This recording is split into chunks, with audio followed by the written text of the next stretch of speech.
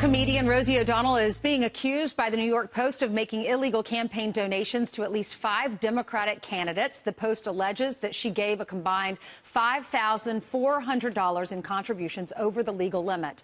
Filmmaker Dinesh D'Souza, author of that book right there, The Big Lie, was charged in 2014 for an illegal contribution and joins us now with reaction. Good morning, Dinesh. Good morning. Good morning. So what is your reaction to this? Rosie O'Donnell gave Doug Jones $4,700, Connor Lamb $3,006, which is an odd number. The limit is $2,700. What's your reaction? Well, it seems clear from what we know that Rosie broke the law, and she broke the law 5 times. So it's, in a sense, an egregious violation. Now, what makes it particularly sneaky on her part is that she used 4 different names and 5 different addresses. So it seems clear that she knew what she was doing and she was trying to cover her tracks. Now, normally if these offenses occur a single time, particularly when there's no corruption involved, they don't prosecute them. But they do prosecute repeat offenders, and it seems clear that Rosie is, in this sense, a repeat offender. Well, they did convict you, and you did this one time, a fifth of the amount that Rosie did allegedly. So you served 5 years probation, 8 months in a community confinement center, and you had to pay $30,000. You gave $20,000 to this New York Senator Wendy Long. Now, I'm going to read you Rosie's response, and I do have. She's saying basically they should have known. Let me read you what she said. Can we put that up on the screen? She says, I was not choosing to overdonate. If $2,700 is the cutoff, candidates should refund the money. I just donate assuming that they do not accept what is over the limit. Now, at first when I read that, I thought, well, we're supposed to know the law, and you can't blame someone else when you do something wrong. But then when I thought about you giving $20,000, did you not know the rules? Did you not know that the limit was $2,700? Well, here's the thing. In Rosie's case, she seems to be a habitual giver to campaigns because she's giving to multiple campaigns. In my case, it was a college friend of mine running. I had never made a political contribution before, so I had no intent to break the law. But in either case, the point is that you exceed the campaign finance limit, and the law is the law, whether you actually know it or not.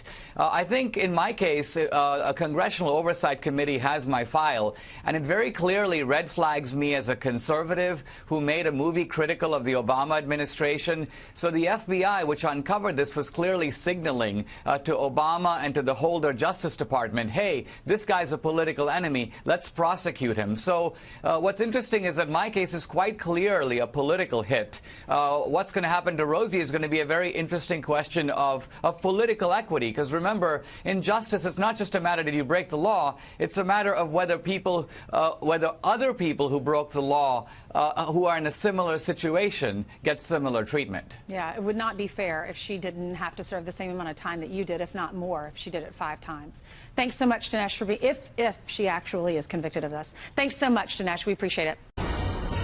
Mainstream media quick to blame right-wing rhetoric for Saturday's hate-fueled attacks in the state of Virginia. But our next guest claims it's the racial politics on the left actually fueling this divide. Here to weigh in, author of New York Times bestseller, The Big Lie, Dinesh D'Souza. Dinesh, good to have you with us. Good to be here. So you say there's something else going on here. Walk us through this. Well, the media is drawing the lesson from Charlottesville that Trump's hateful rhetoric, his racist rhetoric, is partly responsible for this. And Trump is accused of being like Hitler, making a kind of a racist attack on immigrants. Now, the key point is that for Trump, the distinction is between legal immigrants and illegals. And this is not a racial distinction at all. Remember, the vast majority of legal immigrants to America today are non-white. They come from Asia, they come from Africa, from South America. Trump has never said, not even implied, that he wants to see legal immigration be more white. He wants to see more people, for example, come from England and Australia, and fewer people come, so let's say, for example, from India. Trump Trump has never said that.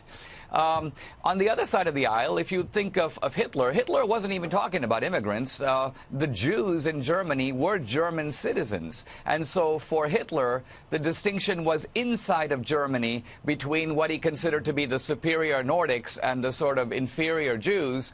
And so there's simply no valid analogy here between Trump and Hitler on this racial point at all. Dinesh, a lot of his critics will also say that when he talks about America first or Americanism, that's a dog whistle for white nationalism. What he really means is white people. What's your take on that? Well, Trump is arguing for an American nationalism and not a white nationalism. Let's remember that this whole concept of ethnic nationalism is a left-wing idea.